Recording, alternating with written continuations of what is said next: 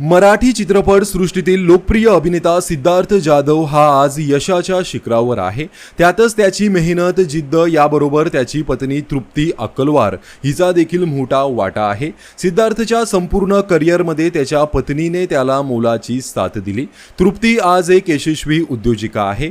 एक नाही तर तब्बल 3 व्यवसाय ती सांभाळत आहे। मात्र तृप्तीच्या आयुष्यात असा एक काळ आला होता जेव्हा सिद्धार्थ जाधवच्या एका फोनमुळे ती पूर्णपणे हादरली होती। 2020 मध्ये सिद्धार्थ जाधवच्या एका साध्या फोन कॉलने तृप्तीला तिच्या स्वावलंबनाची जाणीव करून दिली आणि तिथूनच तिचा उद्योजिका म्हणून प्रवास सुरू झाला। तिच्या या प्रवासाबाबत तृप्तीने सिद्धार्थबाबत अनेक शॉकिंग खुलासेही केले आहेत। तृप्तीने सांगितलं, कोरोना काळात सगळेच घरी होते तेव्हा मी आणि सिद्धू 24 तास घरामध्ये असायचो। तेव्हा माझी आणि सिद्धूची खूप छोटी मोठी भांडणं होत होती। तो काळ आमच्यासाठी खूपच कठीण होता। एक दिवस मी किचनमध्ये काम करत असताना सिद्धू बाहेर फोन करत होता आणि त्याच्या एक दिवस आधीच आमचं जोरात भांडण झालं होतं।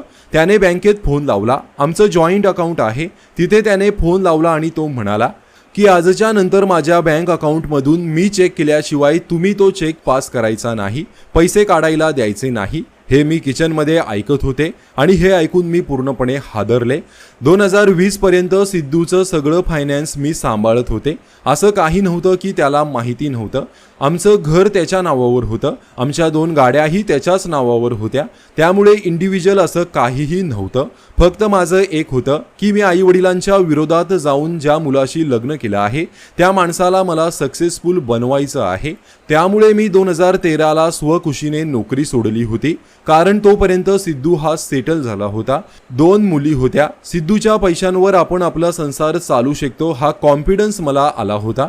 मात्र सिद्धूचा हा फोन कॉल झाला तेव्हा मी पूर्णपणे डिस्टर्ब झाले। आपल्याला कोणीतरी बिनपगाराच्या नोकरीवरना काढून टाकलं आहे असं मला वाटलं। त्यानंतर तो मला म्हणाला, आजच्या नंतर मी तुझं काहीही सांभाळणार नाही, तू तुझं बघून घे।